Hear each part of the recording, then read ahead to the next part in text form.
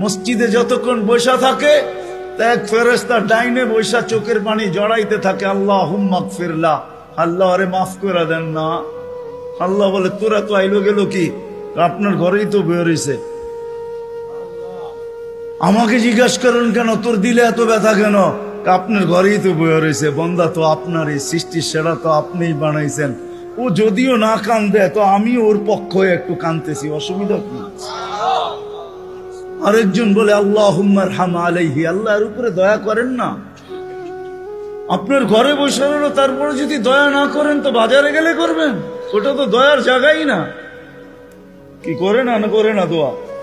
যতক্ষণ মসজিদে বসে থাকে আরেকজন নামাজের সওয়াব লিখতে থাকে। আল্লাহ বলে ঘুমায় তো রইল, তুই নামাজের সওয়াব লেখোস না কেন? ঘুমাইলো তো আপনার বাড়িতেই ঘুমাইছে, আর কোথায় ঘুমাইছে? সওয়াব লিখবো না তো লিখবো না কেন? এটাও ফেরেশতা চালায়। আপনি ভাবেন শ্বাস প্রশ্বাস এমনি নেন? কন্ট্রোল রুম আছে, কন্ট্রোল রুম।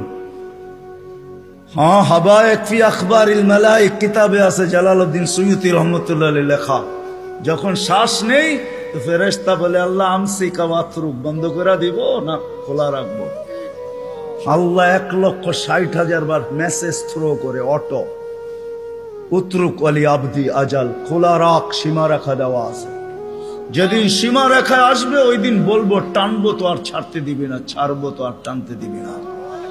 বিনা দ্বিধায় 1,60,000 বার শ্বাস প্রশ্বাস নিতেছি। আসেন একটু ভাবি। সুর তো আমার কাছে নাই যে আমি আপনাদেরকে পাগল করব।